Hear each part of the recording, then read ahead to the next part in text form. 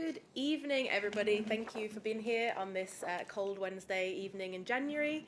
Especially thank you to the new Chief Executive of Basildon Council for joining. So just got a little bit of housekeeping to go through. This is a meeting of the Council held in public. It is not a public meeting. There is no fire drill planned, so if the fire alarm sounds, please leave by the exit nearest the large screen at the front of the room and proceed down the fire exit to the courtyard. Once it is safe to return, councillors will receive a text message. Officers will also advise when it is safe to return to the meeting. We are recording this meeting this evening using our webcasting system. The webcast will be transmitted live and will also be available on the council's website following the meeting. All mobile devices should be switched off or set to silent so that the meeting is not interrupted by ringtones. Thank you all. So, as we say, this evening's agenda, we have any apologies for absence, which we don't have any absences. Wonderful. Any declarations of interest from any members? No. And the minutes from the last meeting, which was held on the 17th of September, regarding the Housing Ombudsman Annual Self-Assessment and Complaints Review, with Morgan Zindel in attendance. The minutes are included in the agenda pack. Just wanted to know if there's any feedback, any issues. If not, can we take a vote on the minutes and whether they are accepted? So, all those who vote for the minutes to be accepted, please raise your hand. Any abstentions? Councillor Blake was not here. So, happy with that. Thank you all. So, agenda item 3. So, this is an opportunity to scrutinise the performance of the Council's Revenue and Benefits Programme, headed up by Rob Manser. Him and his team are here today to add some colour and depth and interest to a vital, if little known, service to the broader organisation. So, with that, I'd like to hand over to Rob and his team, Cheryl and Sam, to present the report. Thank you. Thank you, Chair. I'm very, very pleased to be able to come and bring this report to you. It's nice to be recognised for the work that my team do. They're an excellent team. They work very hard and provide a great service to our residents. The report I'm bringing to you relates to the Revenues and Benefits Service, which includes the payments of housing benefit, council tax collection, business rates collection, corporate sundry debtor invoice collection, and the welfare support we provide to our residents.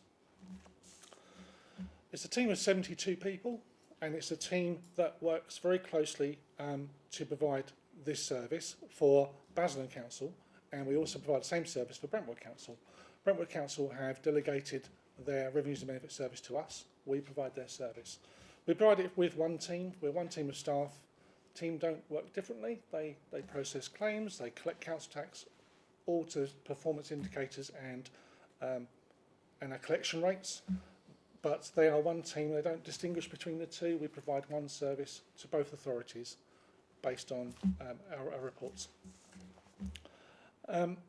We receive income for our service from the Department of Work and Pensions, who pay for us to provide housing benefits throughout the borough.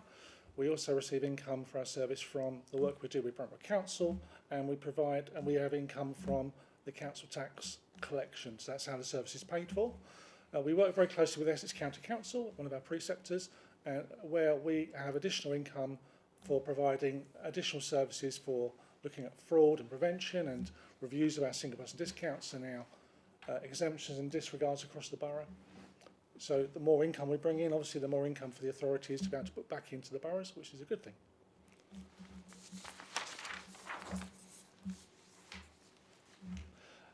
I've included in a report our numbers, a caseload and expenditure, and I won't go through the detail, but it gives you an idea of the caseload for housing benefit, for pension age customers, for working age customers, for discretionary payments, the numbers and the amount we pay, and for exceptional hardships.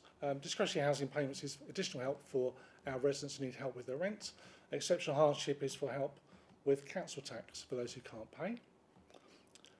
I've also used some information on our tax base, the number of properties within our borough, the total council tax charge, the number of businesses in our borough, the amount that we charge our businesses for business rates, and the number of corporate invoices we actually collect each year and the value. As you can see, as a combined shared service, we pay out nearly £61 million in benefits and support, and we actually collect just under £352 million worth of tax. No small amount.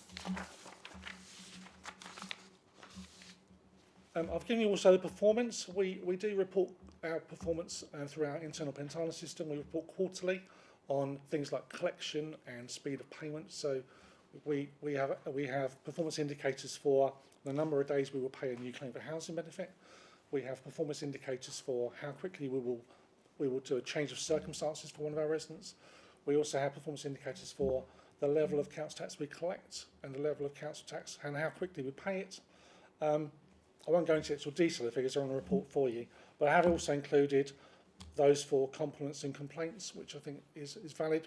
People will complain, but it's nice that we also receive compliments on the service too. Now, I don't think the numbers are too high for the size of the service. Whereas a few years back we would just pay benefits and collect council tax, the role's very much changed in the last few years. We are much more about a holistic approach for our customer.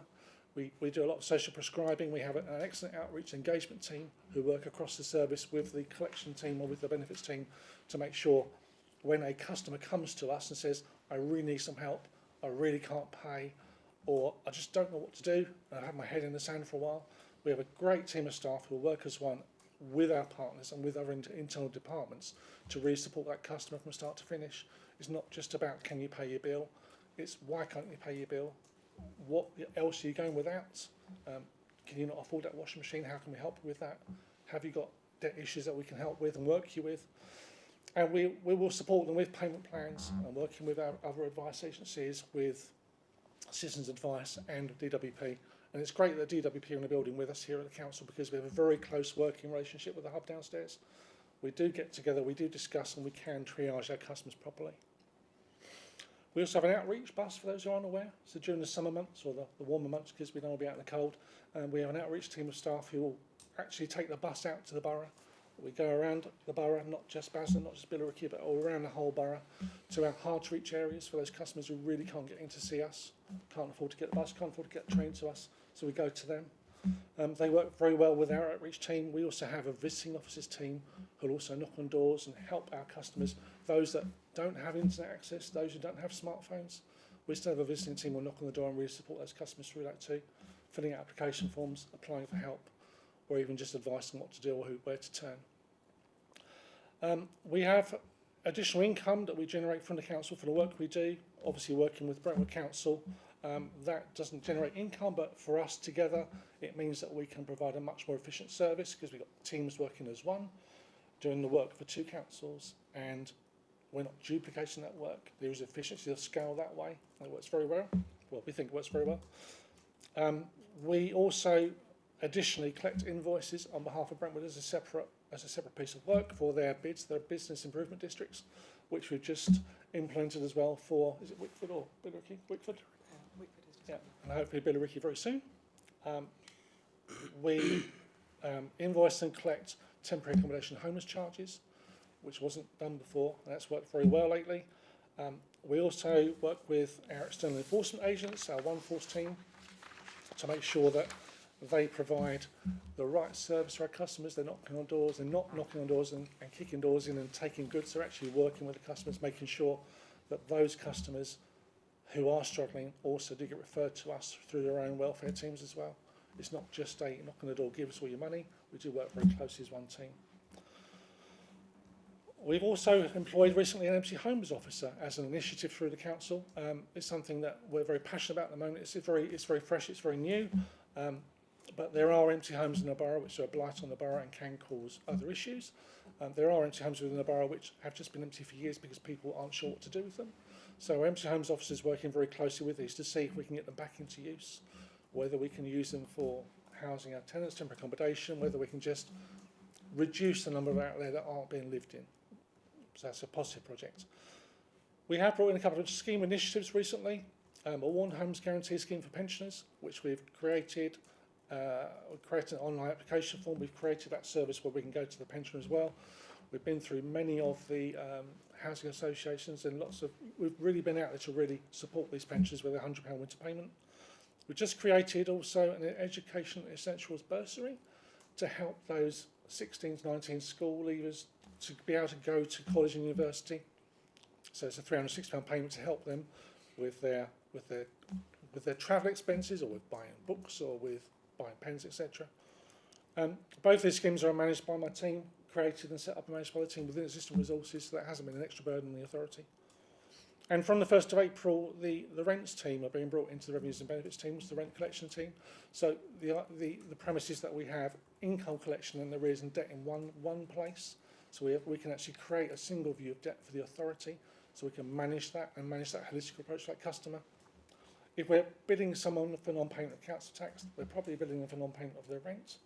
We're probably billing them because they haven't paid their garage or they've got former arrears. And by having that team coming into my team and being one holistic team, we'll be able to support them through that whole process and work with them, with their partners, and stop having that divide in the authority. So I think that will really help as well. I think there's about 20 staff on that team, so at some point we'll come together and we'll look at the way we work, the systems we work, and our working processes.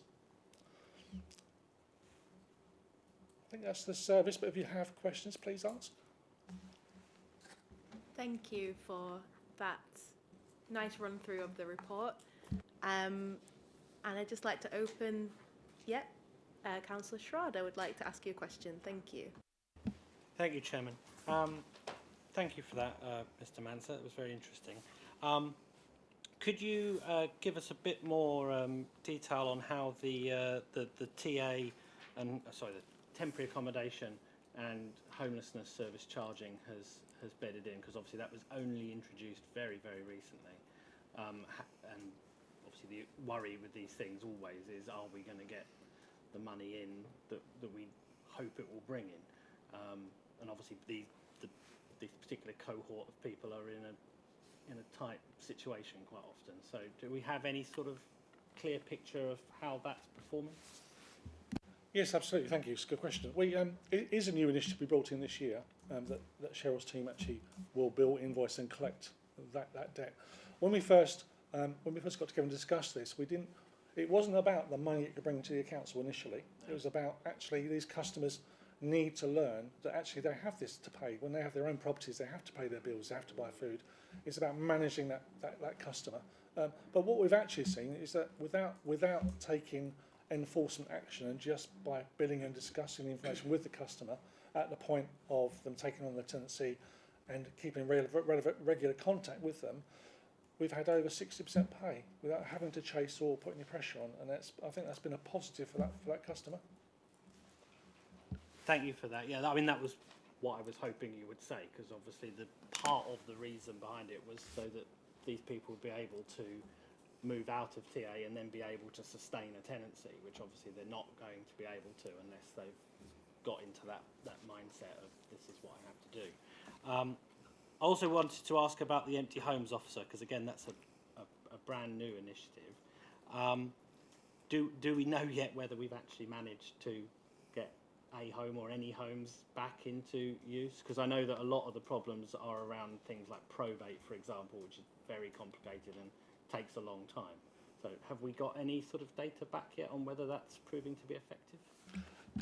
Honestly, it's a very, very fresh scheme. The office has only been in place since October, and what she's doing, she's building up relationships with those customers who have these empty properties in the borough. I know we have had one which has been positive, where she's met with that customer, and that customer now is renting that property to a private tenant, so that property is back in use. Absolutely one. But it's a relationship she's building up, and like you say, a lot of these properties are in probate, and there are intricacies with relatives and what's happening with those cases, unfortunately. And there are some properties which people are just sitting on, and they refuse to talk to us about them, whether they're land banking or just don't know what to do with them. But I'm hoping over time we can do more. We're still learning about the role. We're working with other authorities now with empty homes, and we're going to share that way of working, share that advice, and share best practice moving forward. Happy to report back later on if we need to on that. Yeah, that's really excellent. Thank you. Just a couple more. Wondered if you could tell us a little bit more about the outreach team and how they're getting on. I did have the good fortune of sitting on we called it the Fuel Poverty Working Group. It had some officers gave it some really long title, which is why I can't remember it, but we called it the Fuel Poverty Working Group. And I was really impressed with the outreach team. So it'd be good to know, have we still got that same sort of complement of staff, and are we still able to get to all the places that we were getting to? And just on the final point was, you mentioned the co-location with DWP, which I'm aware has been very successful, and obviously in housing we co-located with over at Neverden Place with a number of the sort of external organisations that we work with, like I'm going to forget what they're called now. It's not Peabody. It might be Peabody. I can't remember. It is Peabody. There we go. And Salvation Army, etc. And that was very effective. Do you think there are any other opportunities for us to co-locate in this building that could bring wider benefits? And just to end, I would just say that I think moving the rent team into Revs and Bens is an eminently sensible idea. I didn't realise they were separate, to be perfectly honest, so probably should have been done ages ago, but it's a positive move. That's me. Thank you. Thank you. Yes, yeah. The rents team, the rents team are very excited to join the Revs and Bens team because they can see that we can work as one and we can get lots of positives from that. So I appreciate it. Thank you. The outreach engagement team, yes, that's built over time. Actually, when it first started, the outreach engagement team, it was one officer that was part funded by the Department of Work and Pensions as a pilot, and it was such a success, we couldn't take it away. And fortunately, the council saw that and saw the benefits that it brings. And we're now a team of 3 full-time engagement officers and a supervisor looking after them who works with them as well. Really, really positive.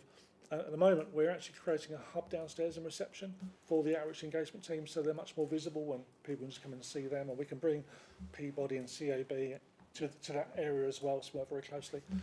We've got some great partners in the building, DWP, Citizen Advice, Peabody. They're ones we work with very, very closely. I don't know if we have room for many more, to be honest, Councillor, but I think we would welcome anyone who would want to come and co-locate and work with us. Health Service, I mean, they're in the building already, aren't they? But having a closer relationship with the Health Service would be good. Thank you, Councillor Shroud, for those well thought out questions. I have a follow-up question around the Empty Homes Officer, and Councillor Ball, just noticed you there. What targets do you have for the Empty Homes Officer? What are the performance metrics there? And will this eventually dovetail into the council's work around temporary accommodation? Yes, thank you. Yeah, so one of the pieces of work with the Empty Homes Officer is it's very difficult to go outside and say to someone, you have an empty property, how can we help you? Without a carrot to help someone. So we're looking at ways within the authority at the moment. Can we look at either purchasing a property from them, or can we help them with a fund to bring the property up to standard, and then we rent that property from them so we can use it for our temporary accommodation. So these are being looked at currently within the team, and they're options we're going to bring forward at some point. Targets wise, we don't have a target for the Empty Homes Officer because it's such a new role, but the flow between empty homes being short term and long term is very fluid. I mean, we have, how many was it, 500? Yeah, just about 550 at the moment. So we about 550 properties that have been empty for more than 6 months in the borough, but actually it's been like that for the last 3 years, and we look at them as a Revs and Bens view of between 6 months and 2 years, and then 2 years and above. And within the 2 years and above, there's about 100, just over 100, where the properties have been empty for more than 2 years. And within council tax legislation, we actually do charge an additional premium for each year that that they owe money for. And actually, they're paying the extra premiums, residents are. So if we're charging 500% on council tax because it's been empty for 5-10 years, the customers are paying it. So it shows you that they're either really not interested, or they have a different way of dealing with things, which is fine. But it's about that Empty Homes Office, about them speaking to them, getting a rapport going with that resident and finding out why, and if there's anything we can do to try and help them. Thank you, Rob. That is interesting about the premium being paid to keep these empty homes empty. Just something that we can maybe look into when the Empty Homes Officer has had time, to deliver on some of those targets. So thank you.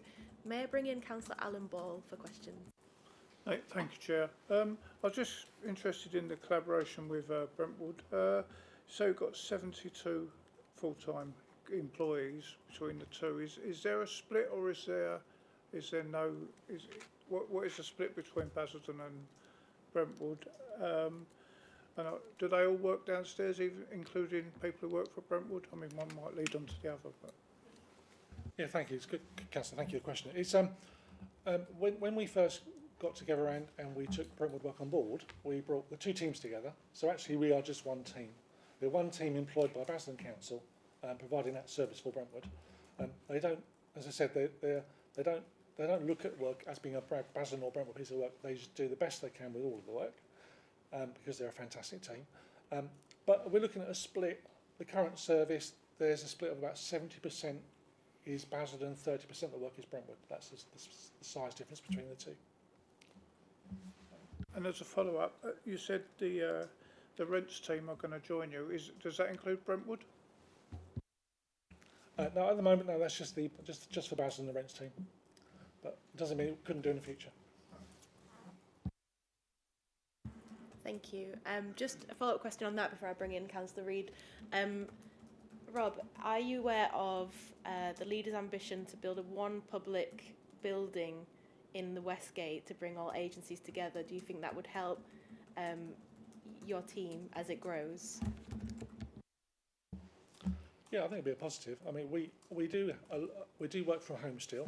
We've got a lot of staff who do work from home, but we also come in the office. But the actual liaison with all the other departments, the other departments, would be great, be strong, and the more we can be together in one place, the more we can share that resource and share that knowledge. Absolutely. Thank you. May I bring in Councillor Reid for her question? Thank you. Thank you.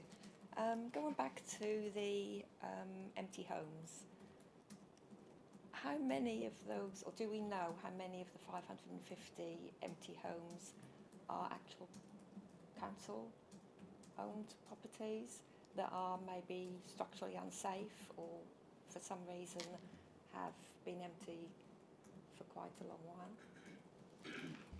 We actually had this conversation the other day, Cheryl, didn't we? Yeah, I'm happy to. Yeah, go on. No, you can say that one.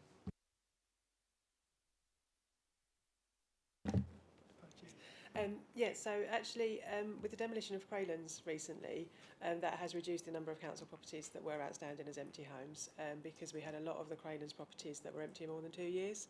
So that was really affecting our stats in terms of those 2 years and over. Now there's a few council ones that are over 2 years, but they are ones where we know they're awaiting demolition. So I can't think off the top of my head of the addresses, but there's a few sort of little areas that we know are just pockets where they're waiting to be demolished, and then they will be coming off the list. In terms of the under 2 years, there's a handful that are council owned, and because we work closely with housing as well, we will be sort of making sure our records are correct and that it's not a case that somebody's moved in and we're not aware of it.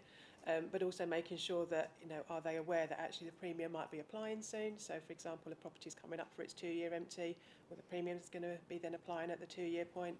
So, liaising with housing to make sure, okay, is this one imminently going to be occupied, and just making sure that our records are correct. But yeah, probably I would say a handful that are under 2 years, and those over 2 years we know about the reasons for why. The Warm Home Guarantee campaign, how well has that actually been received? It's been interesting because it hasn't been as much of a take up as we expected. I think we've paid about a quarter of what we were hoping to pay by now. It could be about communication and making sure people are aware. So if any of your meetings you can advertise as much as possible, that'd be really helpful. Yeah, it's been difficult, but we know we have helped a handful of people, so it has been worthwhile.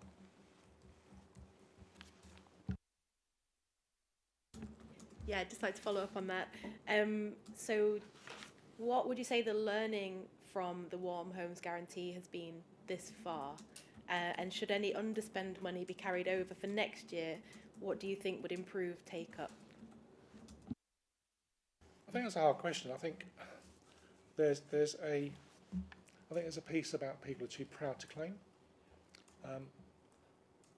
and I don't know how we get around that, because we have been into these properties, we've sat with these people, we've tried to support them through that whole process. It's not the process which is difficult.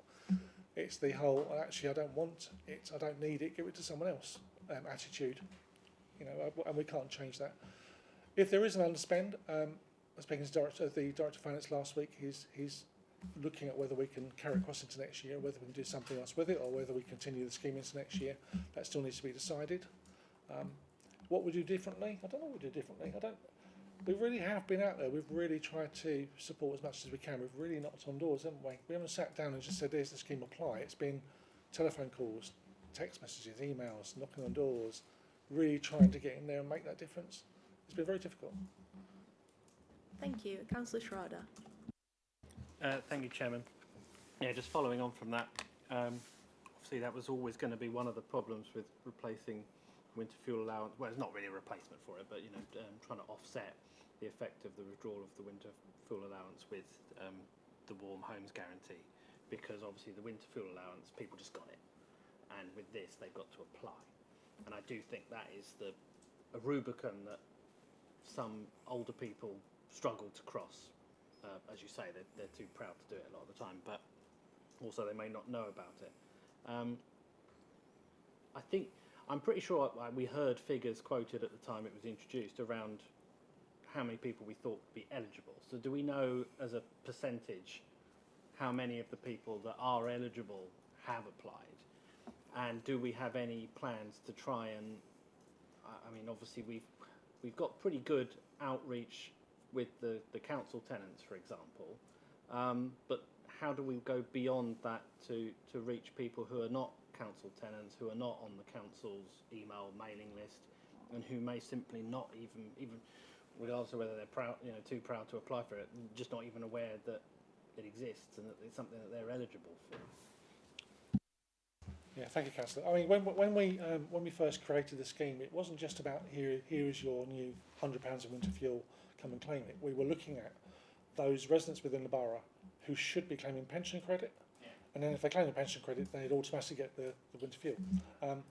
So that's a separate piece of work we've always been doing. We've always been maximising that uptake. So this is the additional money we got from the discretionary pot that we're struggling to hand out as much as we wanted to.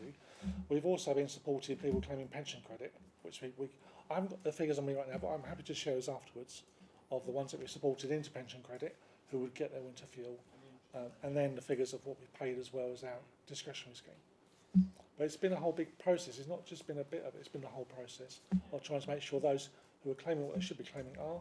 But even then we've had people saying, I don't really want it, I don't need it. It is a pride thing. I would just say as well, I think the form was designed for family and friends who may be more digitally literate, who may be able to speak and connect with elderly relatives who need it to do it on their behalf. So it would be good to know how effective it's been, because I know that as well as your outreach team, we've got a kind of different spin on the form. Forms can be a barrier, we know that. So hopefully introducing the friends and family and targeting them more in our communications could potentially work. So thank you. Do we have any other questions? Yes. Sorry, just very quickly, so I'm just thinking aloud. Obviously we've got a lot of staff in the council, in all sorts of different departments of the council, that interact with residents in all sorts of different functions. Do we have, lost me a minute, sorry. Do we have the procedures in place so that if they encounter someone who they think would benefit from, who they're concerned about maybe, who would benefit from applying for, pension credit and for the warm homes guarantee and maybe even other things as well, that they could make a referral to the outreach team and say, look, might be someone in, Morgan Sindel who's gone round to someone's house and has said, well, do you know what, I think this person is in a bit of bother, maybe this is something they should look at applying for. Have we got something so that they could make a referral and the outreach team could reach out to that person? We have. Yeah, if I'll pass you, let Sam come on this one. Thank you, Councillor. Yes, we do have a self-referral form. It's on the website and it can be used for residents, staff, partners, anybody, yourselves can all refer into our self-referral form, and we can say that we will pick that up and triage that within between 24 and 48 hours. we might not be able to resolve all the issues straight away, but at least we've got that triage. We can work out what's going on, and then we can sort of signpost or deal with it as and when. So yes, there is a referral form. And sorry, just to add, we also share through our managers network at the council, so anything like this we will share, and they'll share through to their teams. It's still, you're still relying on that person to remember to do that, but we do try and push that message as much as we can. May I just make a recommendation regarding the winter, the Warm Homes Guarantees programme, that we bring this back to scrutiny in April to review the effectiveness and really interrogate the figures around who is saying don't want it, don't need it because they're too proud, and who is saying don't want it, don't need it because they actually don't want it or don't need it, because this is the issue around the means testing being introduced. We need to get to the bottom of the reality of people's situations, get past the stigma of it. So is that something that your team would be happy to do, Rob? Absolutely. Yeah, absolutely. So just to move the conversation on, I just had a question about the DWP, the Department of Work and Pensions. What data is missing from the DWP for your team? What's the quality? How do you fix that, and how do you get it? And what conversations are happening to ensure you have the clearest picture possible of where the need and deprivation and support is needed most? There's a national database which is available online, where we can go in and break down by ward and by area of who's entitled to receiving what, ages, dates of birth. So it's all in one place. It's about bringing that information into something that's in our area that we can use with our own data as well. It's a big piece of work we're trying to do at the moment, but we can get that data. But it's, as I say, getting into one place and being able to report on that. We know when our caseload reduces, as we know, for argument's sake, when they move on to universal credit away from housing benefits. We've got that information. We know when that cascades down. What's that place? What's it called, Sam? The database is called Stat Explorer. Okay, and that's what you've been working on recently, isn't it? Yes. So we have got that data, but I think the piece of work we need to do as authority is bring that data together to include health, police and crime, antisocial behaviour, empty homes, and really having one intelligent database where it's in one place, so we know where our pockets of deprivation are. We think we know still, but we don't know for certain, and it's not an easy thing to do, not with that data anyway. Thanks, Rob. Just a follow-up question. Does the Pentana system allow you to have that one view of the resident? Do you feel that it's the systems issue, bringing all this data together to give a clear picture? The Pentana system doesn't. That's more of a recording piece of software, but I know the AD for IT is looking at one program which we can share across the authority that will bring in the information we need, or bring in some AI as well to make it much more usable. But again, that's a piece of work she's working, I think, with Councillor Cube at the moment. Yeah, I did think of a cabinet member for digital and AI interest in this. So thank you for that. It's something we can maybe follow up on as well in April. A question about the Household Support Fund. Would your team give us more on how that works? How much money Basildon is getting? Who's managing it? Who's making the decisions? And how are you getting it reviewed? So the Household Support Fund hasn't come through to local authority. It sits with Essex County Council. So we don't actually have a view of how that is working. We know that the Household Support Fund from Essex has been passed through to Southend Council to pay as part of their ELF scheme, which is their Essential Living Fund scheme. So there's an amount of money that's been given to help pensioners, and there's an amount of money to help others within the borough. But it is an application process through the Southend Borough Council team for that to be applied for. We do get yearly annual stats from them. Once it's all happened, which I know Sam has got, we can share that as well for the last year. But they have a team at Southend who manage the ELF scheme, and when customers apply, they can get, I think it's an all-pay card, or they can get white goods, or they can get food bank parcels, or general help. But unfortunately, it's not managed by us, and we weren't involved in that discussion. And what's your view on you know, how much Basildon gets versus how much you think it needs? Do you feel like that is at the right level? For being honest, I don't think that's the right question. I think because we don't get to manage the process, we can't help that customer with everything else. So there could be some money for that customer, but actually, why do they need that money? We're not seeing that whole process from start to finish. We could be doing so much more, and it's very. I think it's personally, it's a very limited view to give it to an external authority to give out. It should have come to us, and we should have been able to say, this money's from the Household Sport Fund. We are here to manage that, and we're here to help you. And if you need extra money for discretionary payments, or you need extra help with our welfare team, or with the rent team, or with something else, we can do that. At the moment, when the customer applies, they get an all-pay card, they go to the shop and buy what they need, but it's finished. We don't know that's happened, we don't know that's ended, and we don't know that customer's probably going to need some more help next week as well. Thank you. I would say from your description of the culture in your team, that being outsourced by another authority does undermine your goals to have that holistic view and holistic ability to help somebody in all aspects of their life. So that's something, a point of interest, I would say, from this conversation. Thank you. So with the Education Essentials Bursary, this is really important, I feel, just because we're getting some statistics through about young people silently dropping out of schools across Essex, particularly in Basildon. I think the statistics are up to 50%, according to an officer recently. Not 50% in Basildon as a whole, but in certain wards. We know that Essex County Council could be doing more to check on those students, make sure they're getting a level of education. And we know that this Essentials Bursary is there to help, to prevent students feeling and parents feeling like this is the only option. So I wanted to kind of know more about the take-up, the outreach, and the quality of engagement. Are you actually engaging the young people in question who are could be direct beneficiaries of the grant? Are you going through their parents? Is there more to be done to engage young people who are notoriously hard to reach for councils?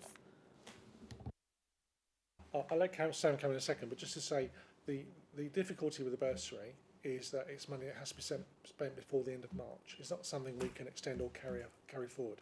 So it's a very limited time scale. We have been working with schools, with every school, advising them this is available. Can you let your students know? We have been to schools as well, haven't we? But take up isn't exceptional, is it? I haven't got much more to add, Rob, but yeah, no, that's okay. Yes, like Rob said, we have been doing some take-up. We've tried to target social media. We have been to the schools. We've contacted the secretaries to ask if they can pass it on to parents and families just to see if they would like to apply for their children. So we are trying to target areas, but it has been notoriously quite hard to reach out. But we will continue. We'll try and get into schools to maybe do a chat as well, just to see if there are anyone that might want to apply. We are looking as well to try and do a sort of good news story for a student who may want to come onto socials and sort of have a chat and say, look, this is what Basildon Council have done to help us. This is what I've purchased. I've managed to, get to school and back. We've got a lot of students that are living in Basildon that may go to college in Benfleet. That seems to be quite popular. So we've been sort of hoping to see whether we've got any sort of good news stories that we can share as well. Can I just add to that? Sorry, it is. I would say we are a revenues and benefits team, and sometimes this is something we need some help with. We know what we want to do. We really are trying to do the very best we can and maximise the spend of all of this and really help people. But sometimes we don't know how to get there, to get to that point. We've got a great comms team which has got better over the last few months as well. So they are working with us a lot more now, but we probably need to get better at learning how to do that. Thank you. Councillor Schrader. Thank you, Chairman. I was just going to say, a lot of what you're saying rings very true, because I'm a trustee of a small education charity. There's a handful of schools that fall within our catchment area. There's only one school that ever puts anyone forward to apply for grants, because they happen to have one member of staff who took the opportunity and sends us CV, applications every year, and none of the other schools, we just can't seem to get them engaged. To be fair, I think the schools have got a lot of other priorities, and it's finding a member of staff in the school that's got the time to do it. Have you considered going through some of the community groups, the clubs and the organisations, not necessarily even just the ones that are working with young people, because also, half the battle is making the parents aware that, you should apply for this. So there might be a role for some of the teams that deal with the community groups and the community halls that we have where the groups meet, to try and get the word out that way, and trying to engage people through those avenues, because to be fair, the schools have got a lot of pressures on them, and they can't always engage with these things as we perhaps hope. Thank you, Chairman. Thank you. Yeah, on the same subject, do you ask schools if they're interested in you going in to speak to them, or do you just go in? Because somewhere like the Upper Academy in Pitsea, for example, we all know that Pitsea is, in a very deprived area, and I would have thought somewhere like that would have been a lot of students would benefit from something like this bursary. So, I mean, can you only go into schools if they say, yes, we want you? And I know there's a lot of schools within the Basildon Borough that are really welcoming to things like that, but there's some schools that just say, no, we don't want it. So how do you sort of overcome that problem? Yeah, we do have a mix. We have been into some schools, and we've also been in with the welfare and benefits team as well to try and give general support and advice. But quite a few of the schools just won't let us come in. They're just obviously too busy. I mean, it's just the way it is. But we do get into some, but not all of them. But we're still, even with that, we're still struggling to administer and pay this out. So there must be better ways of us to do it, and I think that's what we need to learn from. Thank you. Just to join into that discussion, so at Essex County Council level, there's been a lot of work done around, like, say, the silent children or the missing children who are, like, say, dropping out, and just anecdotally more than data-driven evidence would be there's systemic issues around that. So there's a lack of SEND provision for a lot of parents who don't feel their children are getting adequate support, and there's also the costs of travel. It's my understanding that the Education's Essentials bursary does address the travel element. Is that right? And what other issues does it address directly? The Education Essential bursary, we haven't prescribed and says you have to use it for travel. It's to use to get into school. So you need to use it to buy school lunches, or you need to use it for your stationery, or you need it to pay for travel.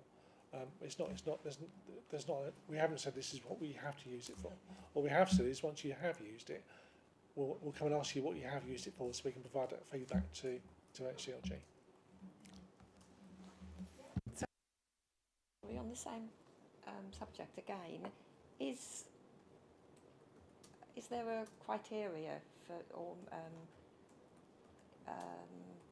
anybody can apply for it, or is it to do with the parents' income, the household income?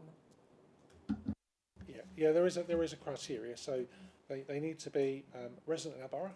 They need to have a family where someone's in receipt of either universal credit or a pension credit guarantee. So they're a low-income family. They're supposed to be travelling more than 2 miles to their school or college, so they need the money to be able to travel. I think that's it. I think. 16 to 19. And what? Oh yeah, obviously they have to be 16 to 19 years old. Yeah, it has to be a criteria for everything. Otherwise, anyone can apply. And unfortunately, we do have a limited pot, although we still have to spend all of it. It's a limited pot. So. Thank you. Just to broaden out the sorry, Councillor Schrader, would you like to come in on that? Yeah, only to ask, so when they apply for the grant, do they tell us what they're going to use it for? Or are we reliant on measuring this by asking them afterwards what they used it for? Thank you, Councillor. No, we ask on the application form. Yeah. Just to jump back into this topic. So you're saying it's essential, so travel, books, lunches. Is there any link that could be made with this lack of SEN provision? Could the funding ever be used to offset any kind of initiative to support residents dealing with these issues? Again, the scheme has been agreed that it will support 16 to 19-year-olds with travel, food, clothing, books. That's what it's been agreed for. And as the funding will expire at the end of March, there wouldn't be time to change it to include that. Maybe a wider piece of work for the future.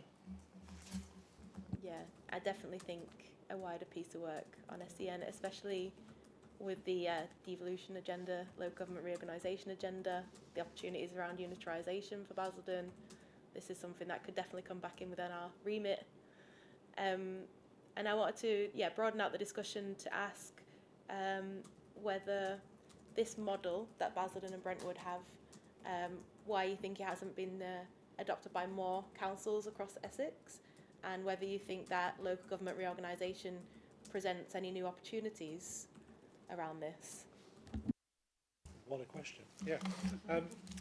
We actually tried working with about 3 other authorities over the last 5 years to try and become more of a shared service, a bigger shared service, because I think we've always thought 4 or 5 authorities doing revs and bends together would be a good number. It's just never got to that point, unfortunately, whether it's because of officers or change of leadership or change of chief executives. It's never come to fruition, unfortunately. I think there's this whole for being very protective about this is my revs and bends service, this is for our residents, but actually we've shown that we can do it without it needing to be so protective. With LGR, or you know,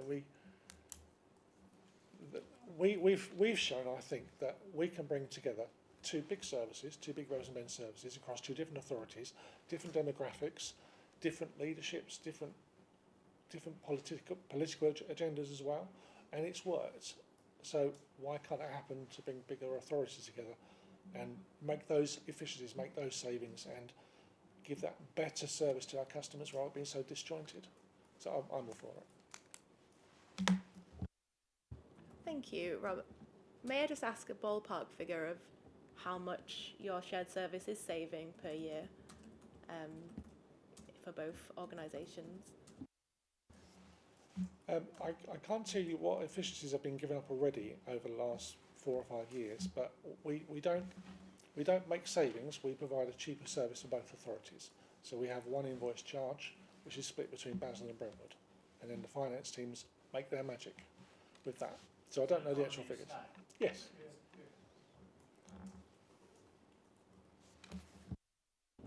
Thank you. And that does lead me on to just talking briefly around the exceptional hardship payments. So this was a point of interest in the statistics, that there's a kind of 20% difference in the funding given to Basildon versus Brentwood. Understandably, Basildon and Brentwood are very different levels of deprivation, much smaller population in Brentwood. And I would just say that, is there scope to improve outreach around exceptional hardship payments, knowing that it's not just for council housing tenants, and what your views are on how it's currently working? Yeah, of course. The funding for the exceptional hardship payment comes from Essex County Council. It comes from that working together with Essex through our sharing agreement. So the additional work we do to improve collection and make sure that discounts and discards are paid correctly, as part of that, they recognise, because we've told them, that there are people who just cannot pay. There is that exception to the rule where people cannot afford to pay. So we created with Essex an exceptional hardship pot of money. We advertise it thoroughly. We always maximise the spend, but we tend to spend majority of that exceptional hardship payment the last 3 months of the year, because that's the point these people have got to the last part of the recovery for that cycle, for that end of the year. and that's where they tend to say to us, really, I need your help now. And we push it as well, don't we, through your team, Cheryl? Yeah, can I So, yeah. Yeah, so just to confirm, that sort of a project that we're dealing with at the moment is identifying those customers that might qualify for the exceptional hardship payment. So looking at our customers that are in receipt of council tax reduction and council tax support, that have arrears, contacting them, and that's where Sam's team and the outreach team are coming and actually reaching out to those customers and saying, we have support for you, can you tell us what your income and expenses are? We may be able to offer some funding for you to reduce down your council tax balance. So what I've been doing at the moment is just identifying those customers, so looking for the customers that I can see have got a balance that it's looking unlikely that they're going to be clearing by the end of the year. We've got customers obviously that are on arrangements and that their arrangements will clear and that they're paying, that's absolutely fine. But you've also got those customers that have got quite a large balance, and with the best will in the world, they're not going to be able to pay that balance by the end of the year. It's clearly that they need some additional help. So I'm referring to outreach and engagement for them not just to receive the exceptional hardship payment, but also then for outreach and engagement to offer any other support that we might be able to as well. So we can really get in touch with these people and say, look, we can see that you've got some arrears or you've got a large balance for your council tax. What else can we help you with as well? We want to help you with your council tax, but also there are other things that we can help with too. Can I just add, it's a difficult situation. We are the revenues and benefits team, and obviously we're going to be the rents income collection team. We do give lots of money out to people, but we are responsible for collecting money for the council. Without the money we collect, we can't run the council, because it funds the council, funds what we do. But there is also a difference between a customer who can't pay and a customer who won't pay. So the customer who can't pay, it's that whole welfare, that holistic approach. What we do to support, what money is available. Do you need an exceptional hardship payment? Do you need help with discretionary housing payment? Is there anything else we can help you with? But the won't pay is the ones we really have to push, and we take through the courts, and we may put costs on, we may send enforcement agents, but it's either because one, they're not talking to us, they're hiding from us, or two, they just refuse to pay, and we do have some of those, don't we? Thank you. That was an idea that I was thinking. We had a previous conversation just about the report, about whether the council tax letters should be used to, spread communication for other initiatives that the council. And then we did have a conversation about whether those letters are the most effective means of communication. But is this something that you'd be open to, like you say, to reach younger people? Obviously, every household on our list, 80,000 households, get physical letters from us. Is this a method of communication that we are open to exploring or already using? Absolutely, and we do use it currently. We work with other departments. We send out to someone who moves into the borough. We'll send out leaflets with their council tax bills to say when their bins will be collected or the green waste charges will be. But we also have the ability to be able to print on the outside of our envelopes, so we can put smart information on the outside of the envelope, so they actually, before it gets maybe put in the bin, they actually see it first of all. But absolutely, it's something we can work with. Yep, the QR codes as well, just to say. I was just noticed as well, a point of interest about business rates in both Basildon and Brentwood. So I did some quick maths on the average, and we know that Basildon usually punches above its weight when it comes to its businesses and its entrepreneurial scale. So on average, each business in Basildon contributes approximately 17,715 in business rates each year. In Brentwood, each business contributes approximately 10,340. So I think that in the statistics you gave, there's quite a lot more businesses in Basildon. But I wanted to know where Basildon and Brentwood would rank in terms of how much business rates are collected in Essex in general.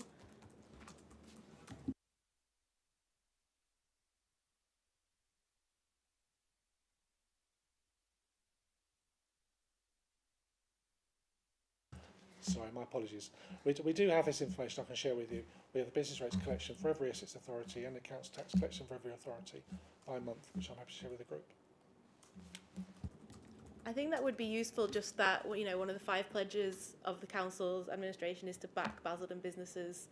We understand their opportunity, their potential, and like we say, we know that they're punching way above their weight in a lot of ways. So thank you. Maybe one for April when we ask you guys to come back. Thanks, Emma. Are there any other questions relating to the Revs and Bens service? Not hiding, are you? No, I think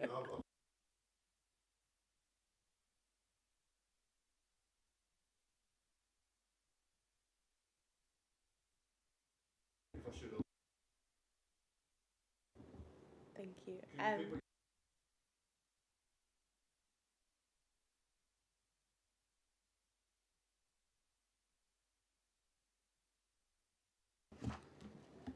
So I think that what's just come through is how those ideas are welcome into how your team improves and refines communication with people that are marginalised, hard to reach, overcoming kind of stigma and barriers. Is there anything else that your team want to say on that? I know you do fantastic work, but if there's any challenges that we could help with as a wider group, please let us know. Yeah, I think we think we do as much as we can. We do try very hard, don't we, as a team? We do have our outreach team, we have social media, we have the comms team here as well. But I think people can come to us and tell us how we can improve. We have to have so much information which is legislative. So the letters we send out are very detailed and people may not read. The bills are very difficult to read sometimes. But it's information we have to include.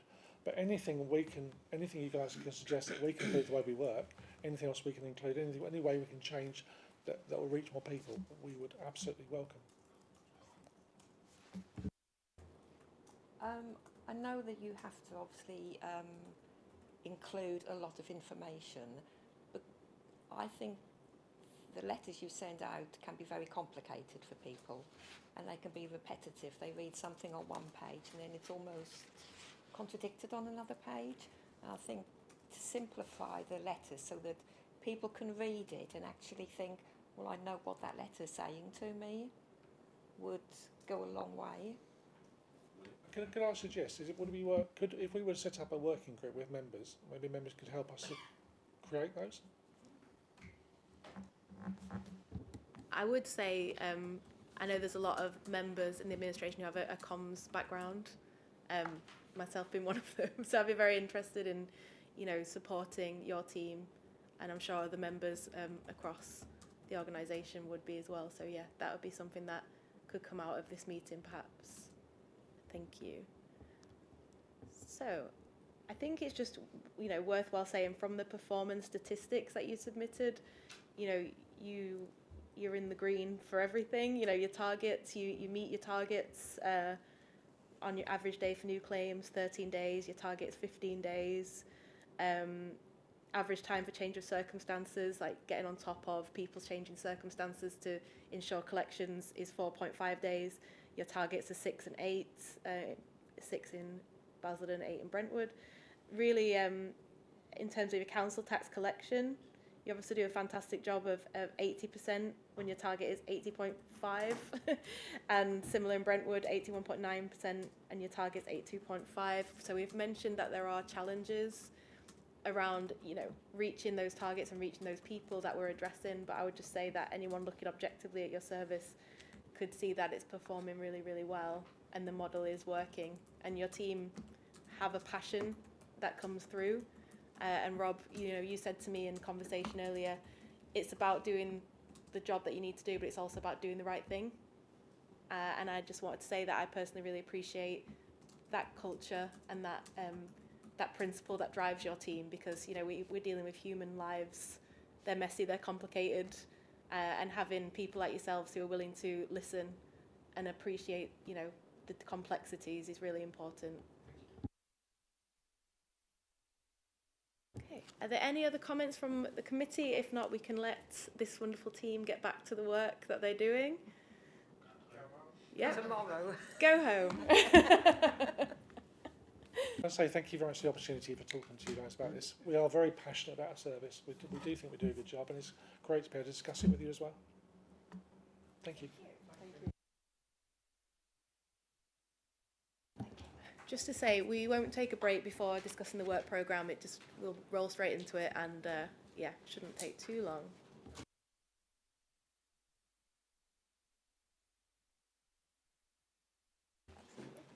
Thank you, Chairman.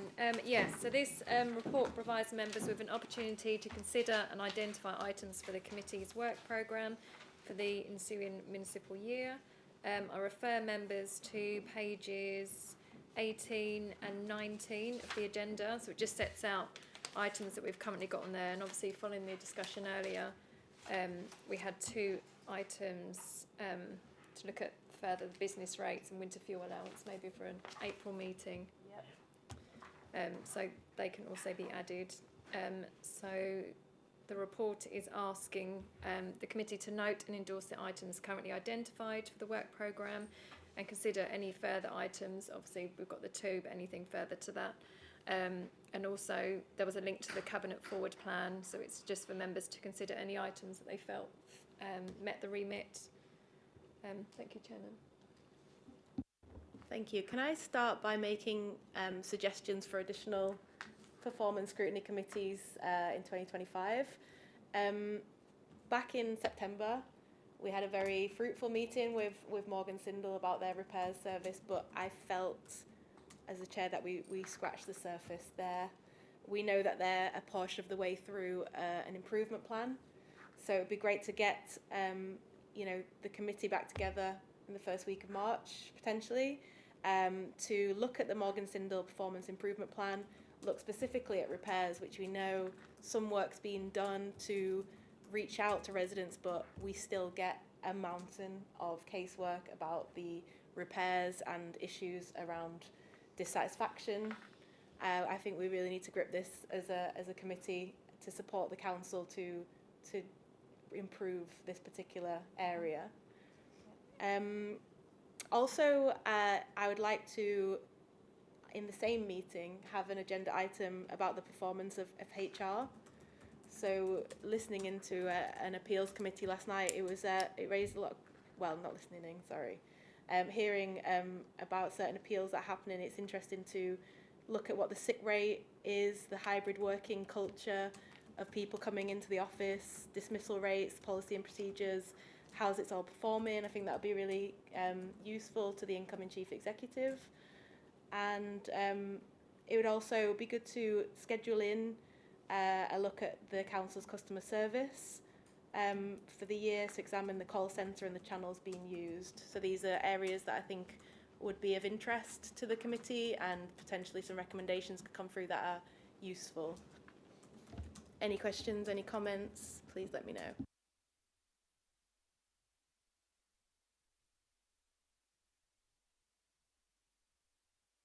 Thank you.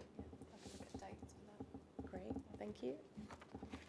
And with that, I would like to close the meeting and thank everybody for their time.